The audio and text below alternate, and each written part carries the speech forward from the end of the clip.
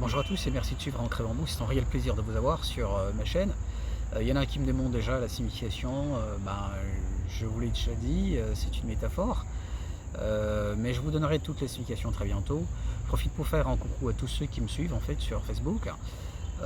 J'avoue que ça fait vraiment plaisir de se retrouver sur un îlot de raison dans cet océan d'irrationalité, de folie, d'abrutissement général, d'insouciance. Voilà, mais c'est la société de consommation, c'est comme ça. Ce numéro en fait est la suite d'un numéro dans lequel j'avais fait état de la tenue scolaire des filles, les jupes amples et longues pour éviter les grossesses en milieu scolaire, dit-on. Le concept en fait serait venu d'un établissement scolaire et puis il a ensuite été adopté très vite par le ministre de l'Éducation et de l'Alphabétisation. Je dis le ministre a adopté parce que le phénomène, ça se passe sous nos yeux, ça saute aux yeux, tout le monde apprécie, personne ne critique l'idée, et donc oui, elle en a bien conscience, c'est pour ça que je le dis. Voilà, donc je ne prétends pas qu'elle a adopté ça personnellement, comme ça, mais voilà, j'en ai pas vraiment les preuves, mais puisque c'est comment dire, ça a lieu, et qu'il n'y a jamais eu de discours là-dessus, je conclus qu'elle l'a adopté. Comme je l'ai dit, en fait, ce n'est pas la tenue en soi qui est problématique, c'est l'idée derrière. Les jupes longues jusqu'aux chevilles pour éviter les grossesses en milieu scolaire. On voit bien que de telles allégations sont dénuées de raison et de toute approche scientifique. Ah oui, bien sûr, c'est dénué de raison et de toute approche scientifique. Que dirions-nous demain si un établissement imposait, par exemple, imposait le voile intégral ou une tenue de ce type, en fait, que sais-je, que parce que les jupes amples et longues jusqu'aux chevilles n'auront pas tenu leurs promesses. Mais je suis enclin à croire que si ça passe sans que personne n'en parle, n'en a fait mention, s'il n'y a évidemment pas eu de débat là-dessus, ni réflexion de la part de la société civile, c'est parce que ça correspondrait dans une certaine mesure à notre vision de la femme, à notre vision de la décence dans notre état social. Je rappelle que le ministre est une femme, voilà, il est une femme, et a pour profession l'anthropologie, donc elle aurait pu réfléchir. Donc oui, le danger c'est que si on s'inscrit dans le même raisonnement qu'eux, on serait tenté de dire que toutes les femmes qui se font violer en tout cas toutes les femmes qui sont violées, toutes les victimes de viol sont dans une certaine mesure responsables de ce qui leur arrive. Pourquoi? Parce qu'on ne poserait pas la question de savoir pourquoi c'est arrivé.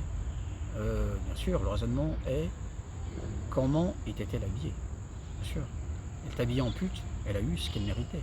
Comme diraient les petits arabes, cheh. Vous voyez? Or, je m'évertue depuis un certain nombre d'années à dire que la femme, en fait, c'est la mesure même de la civilisation. Et qu'alors, si sa liberté est entravée, nous reculons tous. Nous reculons tous sur le plan économique, politique, culturel, scientifique, artistique, sportif. Donc nous avons intérêt à beaucoup plus de prudence. C'est pour cela que dans cette vidéo, j'appelle en fait la société civile à beaucoup plus de prudence, à plus de sens critique et à de l'engagement patriotique. Et aussi les autorités politiques à ne céder à rien sans une moindre délibération philosophique et scientifique. On est face à un phénomène, il ne faut pas interroger le religieux, il faut interroger le scientifique, le sociologue, le psychologue, l'anthropologue. C'est avec eux que nous pouvons avancer, pas le religieux, bien sûr. Mais comme je l'ai dit, en fait, c'est une approche théologique en fait de la femme que nous avons. Et je le dis toujours, ce n'est pas aux femmes de couvrir leur corps. Ce n'est pas aux femmes de faire des efforts, c'est aux hommes de résister. Vous voyez? Prenez les quartiers en Côte d'Ivoire où les femmes sont beaucoup plus euh, libres, bien sûr qu'ils s'habillent en fonction, comme je l'ai dit. Je l'ai dit d'ailleurs, en fait, la liberté aussi, ce n'est pas seulement le fait de manquer, comment dire, l'absence de faire au point, mais c'est aussi la possibilité de s'habiller selon les exigences climatiques. Alors on prend les quartiers dans lesquels les femmes ont plus de liberté de se vêtir, selon bien sûr les exigences climatiques, selon leur goût. Les hommes de ces quartiers sont plus forts mentalement que ceux des quartiers où les femmes ne peuvent même pas, comment dire, s'auto-censurent. Voyez la différence. Eh bien, la culture procède de la même manière. Plus les femmes sont libres, plus la culture évolue. Moins les femmes sont libres, plus nous régressons sur le plan sportif, économique. C'est comme ça. On peut le constater. Je pourrais être contredit par un sociologue, par un psychologue, mais je l'ai avancé et j'attends, bien entendu, des contradictions sur ce plan-là. Voilà. Je vous invite également à réfléchir chez vous sur la condition de la femme et plus précisément de la tenue scolaire des filles en Côte d'Ivoire. La problématique, comme je l'ai dit, l'idée qui sous-tend cela relève, comme je l'ai dit, d'ignorance cuisante des causes et des phénomènes des grossesses en milieu scolaire. Et donc, réfléchissez. Peut-être que vous trouverez de meilleurs arguments, de meilleures réponses que ces responsables politiques et scolaires qui imposent de tels vêtements aux filles avec de tels raisonnements. Hein. C'est, comme je l'ai dit, ce raisonnement qui pose problème. Voilà, le raisonnement qui est problématique. Mais que je n'ai pas assez de temps dans cette vidéo justement pour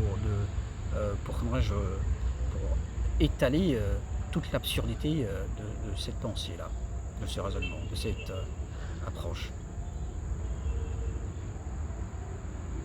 Je vous dis merci pour votre contribution. Au revoir.